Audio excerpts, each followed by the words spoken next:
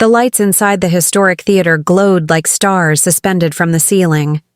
Every seat had been filled hours before the event officially began. Fans from different cities had traveled through the night just to catch a glimpse of Keanu Reeves, whose reputation for humility had inspired millions around the world. Some people came hoping for an autograph. Others wanted a selfie. A few simply wanted to say thank you. No one imagined that before the evening was over, the most unforgettable moment would happen far away from the spotlight. Outside the theater, 11-year-old Emily Harper sat quietly beside her grandmother on an old wooden bench. Unlike the hundreds of excited fans standing in line, Emily wasn't talking. She couldn't. Emily had been born profoundly deaf. Silence had been her companion since the day she entered the world. But silence had never stopped her from dreaming. Her grandmother, Margaret, gently squeezed her hand. "You okay?" she signed slowly. Emily smiled and nodded. She carefully opened a small notebook resting on her lap. Inside were dozens of carefully drawn sketches. Every page showed the same person, Keanu Reeves, sometimes riding a motorcycle, sometimes helping strangers, sometimes simply smiling. Emily had spent nearly 2 years drawing him whenever she felt lonely. She had watched his movies with subtitles. She had read stories about his kindness.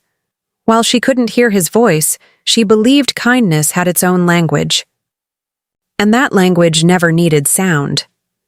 Margaret looked at her granddaughter with quiet pride. "You worked so hard for this." Emily smiled again. Months earlier, her art teacher had announced an international youth art contest called Faces of Compassion.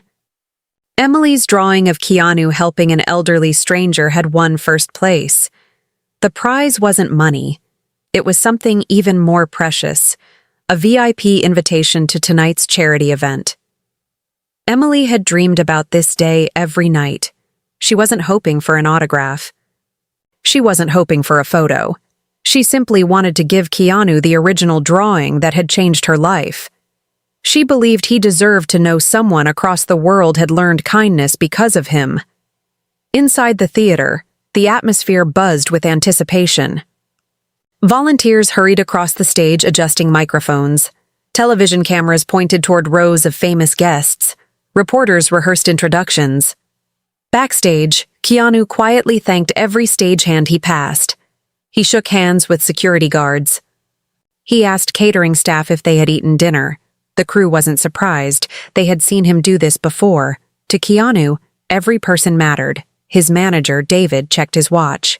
"We're 5 minutes out." Keanu nodded. "Everything ready?" David smiled. "As ready as it gets." Meanwhile, outside the theater entrance, a sudden commotion erupted. Security barriers shifted. Several black SUVs pulled up. Crowds surged forward. Phones filled the air. Security guards struggled to maintain order. Emily instinctively stepped backward. She hated crowded places. The vibrations beneath her feet told her everything had become chaotic. Margaret wrapped an arm around her shoulders. "It's all right." Suddenly, another surge pushed through the line. Someone accidentally bumped Margaret. She stumbled. Emily reached for her. Their invitation slipped from Margaret's purse. A gust of wind carried the envelope beneath a parked van. Neither noticed. When they finally regained their balance, the line had already moved forward. Minutes later, they reached the entrance. The volunteer smiled politely. "Invitation, please." Margaret searched her purse, then again, then a third time. Her smile disappeared. Emily immediately understood something was wrong. She signed. What happened? Margaret's hands trembled. The invitation. She searched every pocket. Nothing. The volunteer looked sympathetic. "I'm sorry. Without the ticket, we can't let anyone inside." Margaret explained about the contest. The volunteer checked the guest list. "I'm sorry. We have hundreds of VIP guests tonight." Emily watched their conversation without hearing a single word, but she recognized disappointment. She had seen it before, at hospitals, at schools, at government offices. People often looked exactly like this when they couldn't help. Margaret signed carefully. "I'm sorry." Emily smiled gently. She wasn't angry. She simply looked toward the theater doors for just 1 second. Then she closed her sketchbook. It seemed the dream was over. Inside, the opening music began. Thousands applauded. Bright lights illuminated the stage. The host welcomed everyone to the annual Children's Hope Foundation Gala. Celebrities took their seats. The audience cheered. Backstage, Keanu waited calmly. While waiting, he glanced toward a large monitor showing the audience entering. Something caught his attention. Near the front entrance, he noticed a young girl hugging a sketchbook while an elderly woman spoke with security. The girl's shoulders slowly lowered. She looked defeated. He watched for another moment, then asked quietly, "Can someone check if everything's all right?" A stage coordinator looked confused. "They're probably handling tickets." Keanu kept watching. "No." He shook his head. "Something doesn't feel right." The coordinator hurried toward the entrance. Outside, Emily and Margaret had already begun walking away. Emily kept looking at the sketchbook. She wondered if perhaps she'd mail it someday. Maybe that would be enough. She didn't know someone was running after them. "Excuse me?" Margaret turned. The stage coordinator approached. "Were you trying to attend the gala?" Margaret explained everything. The contest, the lost invitation, the drawing. The coordinator listened carefully. "Please wait." He disappeared inside. A minute later, he returned. "Mr. Reeves asked if you'd come with me." Margaret blinked. Emily looked confused. She couldn't hear. Margaret quickly signed. "He noticed us." Emily froze. Her eyes widened. She pointed toward herself. "Me?" Margaret nodded. Tears instantly filled Emily's eyes. They followed the coordinator through a quiet hallway leading backstage. For Emily, every step felt unreal. She clutched the sketchbook tightly against her chest. Backstage was calm compared to the roaring audience beyond the curtains. Crew members smiled as they passed. Nobody rushed them. Nobody treated them like they didn't belong. Then Emily saw him. Standing only a few feet away, Keanu Reeves. He wasn't surrounded by cameras. He wasn't posing. He simply smiled, the kind of smile that instantly made people feel safe. Margaret gently signed, "Go ahead." Emily slowly approached. Her hands shook. She opened the sketchbook. Inside was the winning portrait, Keanu looking upward while helping a child tie a shoelace. Every pencil stroke had been created with extraordinary care. Keanu accepted it with both hands. His expression softened. "This is beautiful," he said quietly. Margaret interpreted using simple signs Emily could understand. Emily watched his face, then signed something. Margaret translated. "She says she can't hear your movies." Keanu listened carefully, "But she can see kindness."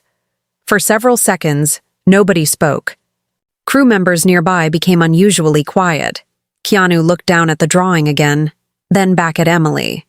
He slowly placed one hand over his heart, a gesture needing no translation. Emily smiled wider than she ever had before. Then she pointed toward the stage curtains. Margaret translated, "You should go." "They're waiting." Keanu glanced toward the curtain. The announcer was introducing him. The audience had already begun applauding. David approached urgently. "It's time." Keanu nodded, but instead of walking toward the stage, he looked back at Emily. He noticed something else. She wasn't looking toward the stage. She was watching the floor, watching the vibrations, trying to imagine what thousands of cheering people must feel like. She had come all this way, yet she would never hear the applause. Keanu stood silently for a long moment. Then an idea crossed his mind, an idea that would soon spread across the world. He turned toward his manager. "Wait," David frowned. "What?" Keanu looked back at Emily. "I'm not walking onto that stage alone." Keanu stood still for a moment, his hand resting gently on the sketchbook Emily had given him. The applause from the audience rolled through the theater like distant thunder, but his attention never left the young girl standing before him. Emily couldn't hear the crowd. She couldn't hear the music. She couldn't hear the announcer enthusiastically calling his name. Yet her eyes sparkled with the same excitement everyone else in the building felt. David, his manager, looked anxiously toward the stage entrance. "They're waiting for you." Keanu smiled calmly.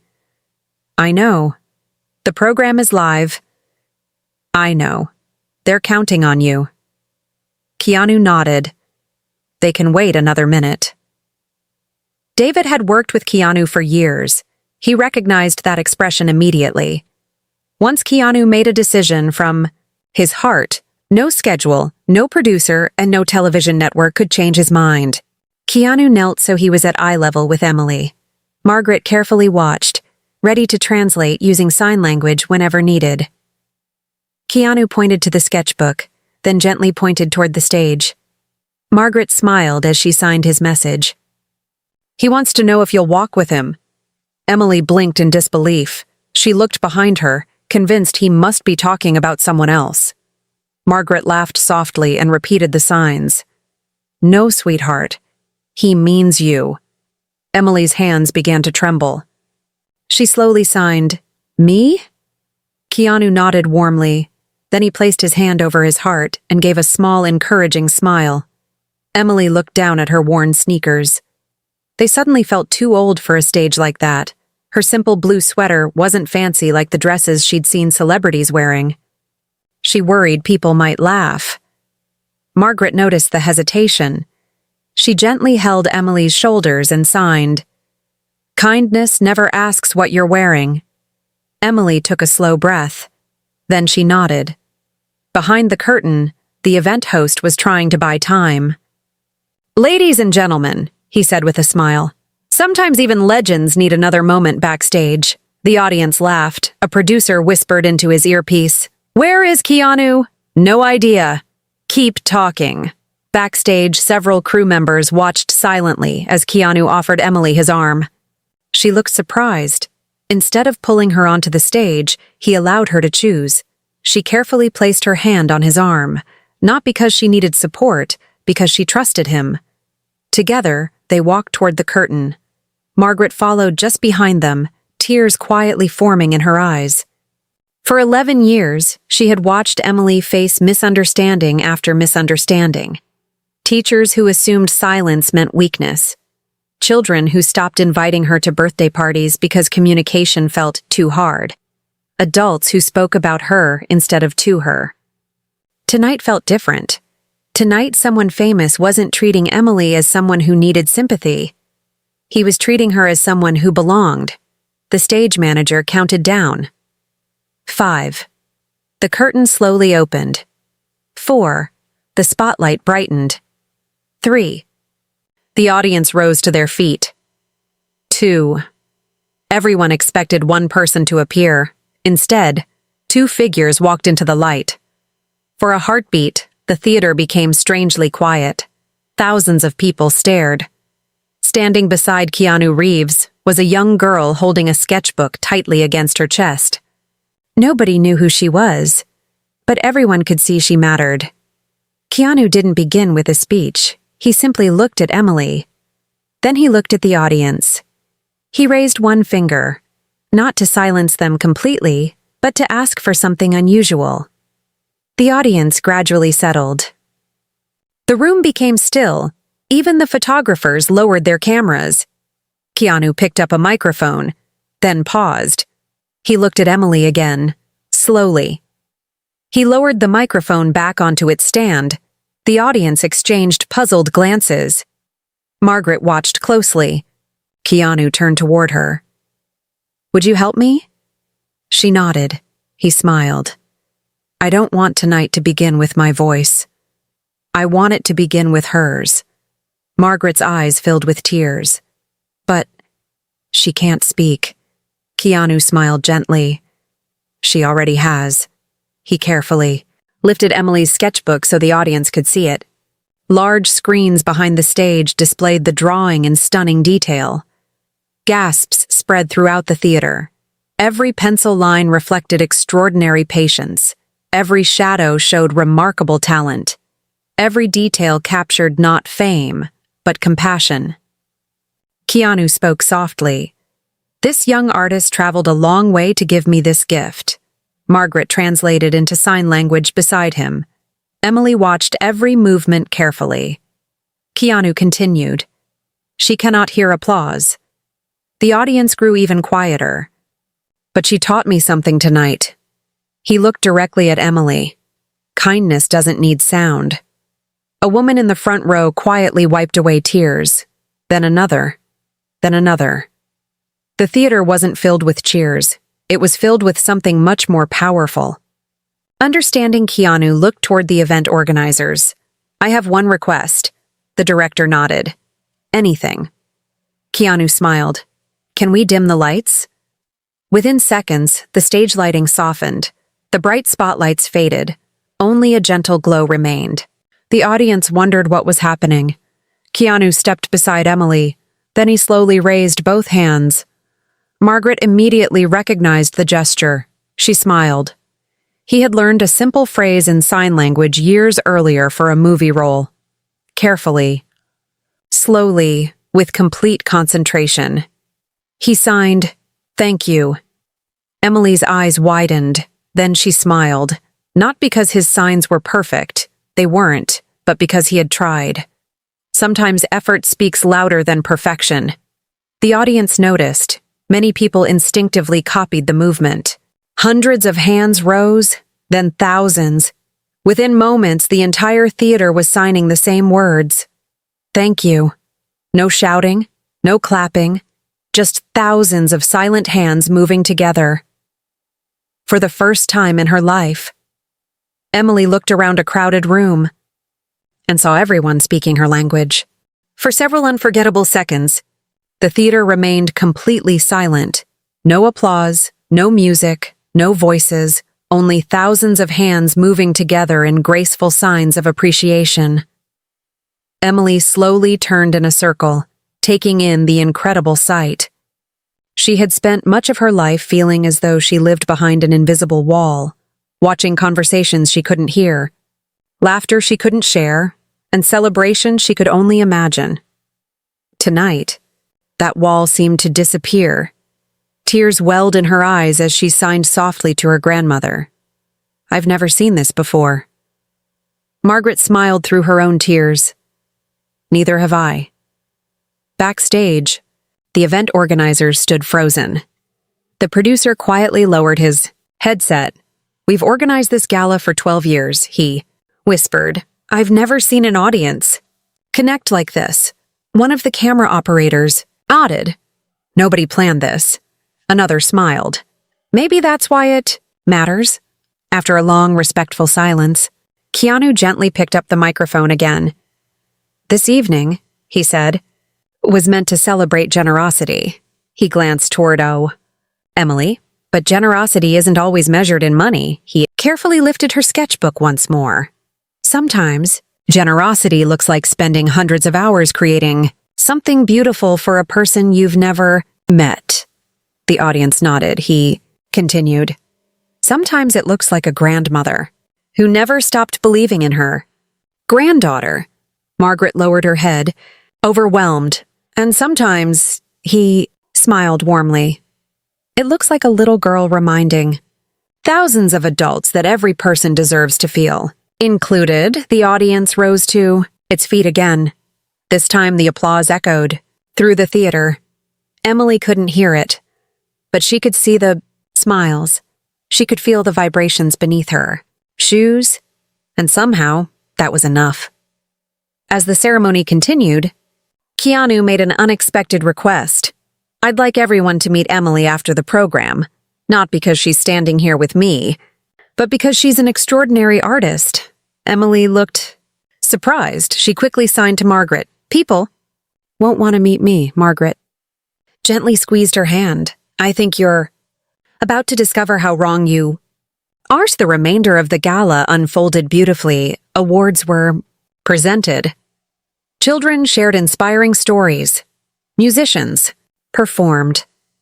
Volunteers were honored, yet everyone in the audience found themselves glancing toward the front row, where Emily sat beside her grandmother. People smiled as they passed. Some learned a few simple signs from Margaret during the intermission. Others simply waved. For the first time in a very long time, Emily didn't feel different. She felt welcomed. After the closing speech, the theater lobby quickly filled with guests. Normally, celebrities were surrounded by photographers. Tonight, something unusual happened. Instead of rushing toward Keanu first, several guests walked directly to Emily. A young violinist knelt beside her. Margaret interpreted. "She says your drawing inspired her." Emily blushed. Moments later, an elderly painter introduced himself. He had taught art for over 40 years. After studying Emily's sketchbook page by page, he smiled. "You don't just draw faces," Margaret translated. "You draw emotions." Emily looked down shyly. She had never thought of it that way. Nearby, Keanu quietly watched the interactions. David walked over. "You changed?" "Tonight?" Keanu smiled. "No." Emily did. David laughed softly. "I've been worrying about television ratings all evening. And I think people will remember one little girl far longer than they'll remember any speech." Across the lobby, a volunteer approached Margaret carrying a small envelope. "Excuse me," Margaret looked up. This was found beneath a parked van. She opened it. Inside was the original VIP invitation. Margaret laughed through her. "Tears. So that's where it went." Emily smiled. It almost felt poetic. The invitation had been lost, only for something much greater to be found. A local journalist who had witnessed everything approached. Cautiously, "I'm writing tomorrow's headline," she said. "But I don't think tonight is really about a celebrity." Keanu shook his head. "It never was." She looked toward Emily. "What should people remember?" Keanu thought for a moment before answering. "They should remember that inclusion isn't a special event. It should be an everyday habit." The reporter quietly wrote down every word. As guests began leaving, a little boy about Emily's age slowly approached her. He held a folded piece of paper. His mother encouraged him forward. Margaret smiled. Reassuringly, the boy handed Emily the paper. Inside was a simple drawing, 2 stick figures. One was signing, the other was smiling. Below the drawing, in uneven handwriting, were the words, "Will you teach me?" Emily stared at the note. Then she looked at the boy. Without hesitation, she nodded. They sat together on a nearby bench. Patiently, slowly, Emily taught him how to sign hello. Then, friend. Boy practiced again and again until he got it. Right? His face lit up with pride. Margaret watched, quietly. "This," she whispered, "is where real change begins." Keanu stood a few steps away, saying nothing. He realized that the evening's greatest moment hadn't happened on the stage. It wasn't during the applause. It wasn't when the cameras were rolling. It was happening now. A simple wooden bench. 2 children, strangers only minutes earlier, discovering that kindness could build a bridge where words could not. He smiled to himself. Sometimes, the smallest lessons left the deepest marks. Just as Emily and the boy finished their first conversation in sign language, one of the event coordinators hurried toward Keanu. His expression was a mixture of excitement and disbelief. "You need to see this." "What is it?" The coordinator turned a tablet toward him. Across social media, clips from the evening were spreading faster than anyone expected. Video showed the silent audience signing "thank you." Another captured Emily's astonished smile. Millions of people were already sharing the moment, not because it featured a famous actor, but because it reminded them of something many had forgotten. True kindness makes room for everyone. Keanu looked at the screen for only a moment before handing it back.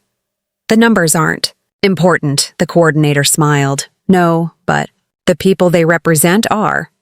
At that very moment, None of them realized that one viewer watching from hundreds of miles away was about to make a decision that would transform Emily's future and the lives of countless deaf children. Morning sunlight streamed through the windows of Ethan Reeves's home, but for the first time in years, he ignored the dozens of messages waiting on his phone. His assistant had already called 3 times. Television networks wanted interviews. Charities wanted partnerships, magazines wanted exclusive stories, but none of that was on Ethan's mind. Instead, he was looking at a framed pencil drawing resting on his desk. It was the portrait Emily had given him the night before. He gently traced the edge of the frame and smiled. One drawing, he whispered, one act of courage, and somehow, it reminded millions what kindness looks like. Across the country, Emily woke up believing the previous evening had been nothing more than a beautiful dream. She stretched, rubbed her eyes, and walked into the kitchen. Her grandmother, Margaret, stood by the table holding a tablet with tears in her eyes. Emily looked concerned. Margaret quickly signed. "You're everywhere." Emily tilted her head in confusion. Margaret turned the screen toward her. Every major news outlet carried the same photograph, Emily. Standing beside Ethan on stage, the headline read, "A silent moment that spoke to the world." Emily covered her mouth. She had never imagined anyone would know her name. By noon, letters and emails began arriving from every corner of the country. Parents of deaf children wrote to say they had cried while watching the story. Teachers shared how they planned to introduce sign language in their classrooms. Artists sent sketches inspired by Emily's courage. One message stood out. It came from a retired architect named Samuel Brooks. His grandson was deaf. For years, Samuel had dreamed of creating a community art center where deaf and hearing children could learn together. He had the plans, he had the land, but after losing his wife, he had lost the motivation to continue. Until now. He ended his letter with one sentence. "Emily reminded me that dreams should never retire." When Ethan read Samuel's message later that afternoon, he called him immediately. The 2 men spoke for nearly an hour. By the end of the conversation, Ethan smiled. "What if," he asked, "we build it together?" There was silence. Then Samuel replied with emotion, "I thought I was asking for encouragement. You just offered me hope." Within days, architects, volunteers, artists, and educators gathered around a shared vision. Not a monument, not a museum, but a place where every child, whether deaf, hearing, or hard of hearing, could create, learn, and belong. When Emily and Margaret were invited to see the empty building that would become the center, Emily walked slowly through its quiet halls. The walls were bare, the floors were unfinished, yet she could already imagine them filled with paintings. Laughter and children communicating in many different ways. I handed her a small box. Inside was a silver key. Smiled. "This building needs its first artist." Emily looked at him in disbelief, then she carefully signed, "Can I really help?" Ethan nodded. "You already have." As construction began, volunteers painted classrooms in bright colors. One room became a visual storytelling studio. Another became an art gallery. A third was designed for sign language workshops where entire families could learn. Together, people who had never met Emily volunteered because they had been inspired by her story. Kindness had become contagious, and this was only the beginning. The months that followed passed faster than anyone expected. The old brick building slowly transformed into something beautiful. Workers replaced cracked windows with bright glass that filled every room with natural light. Artists volunteered to paint colorful murals along the hallways. Each mural celebrated a different way people communicate. Some children were shown speaking, others were signing.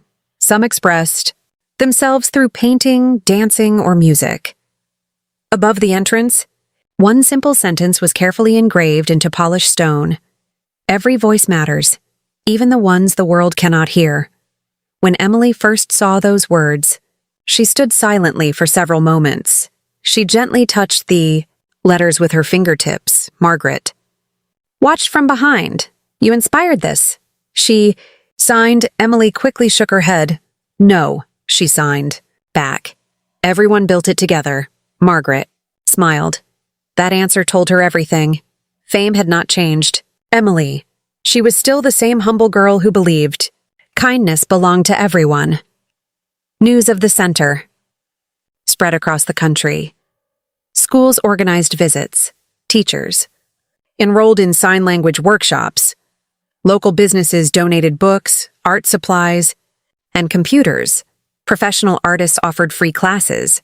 Even retired craftsmen volunteered to build shelves, easels, and tables by hand.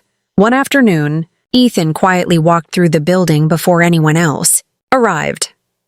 The classrooms were still empty. Fresh paint filled the air. He remembered the theater stage where everything had begun. An unexpected decision. One little girl. One drawing. Sometimes, life changed because of years of planning. Sometimes, it changed in a single moment. Opening day finally arrived. Families gathered outside long before. Sunrise children carried sketchbooks. Parents held cameras. Volunteers welcomed every guest with warm smiles. There was no VIP entrance. No velvet ropes. No special seating. Everyone entered through the same front door.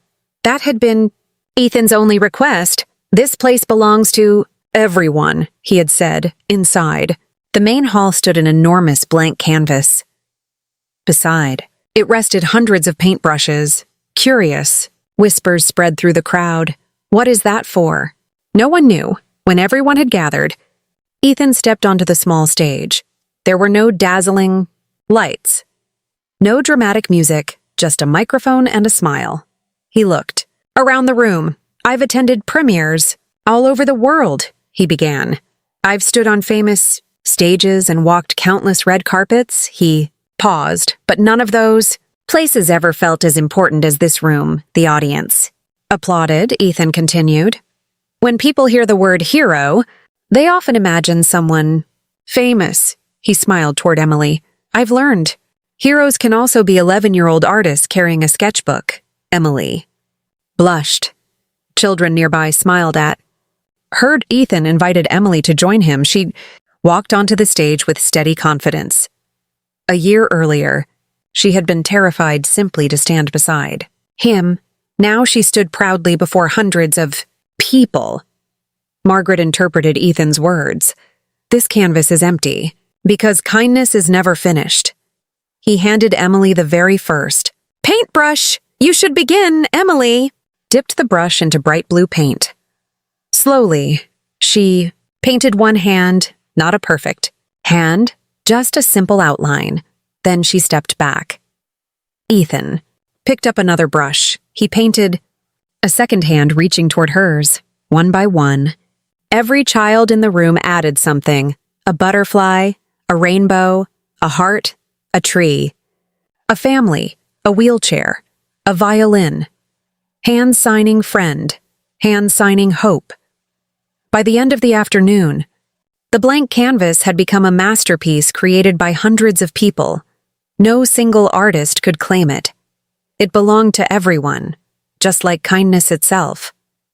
As guests explored the center, Samuel quietly approached Ethan. You know, he said, I used to think buildings changed. Communities. Ethan looked around the busy hall. Children laughed together while learning sign language. Parents introduced themselves to strangers. Teenagers helped younger children paint. Samuel smiled. I was wrong.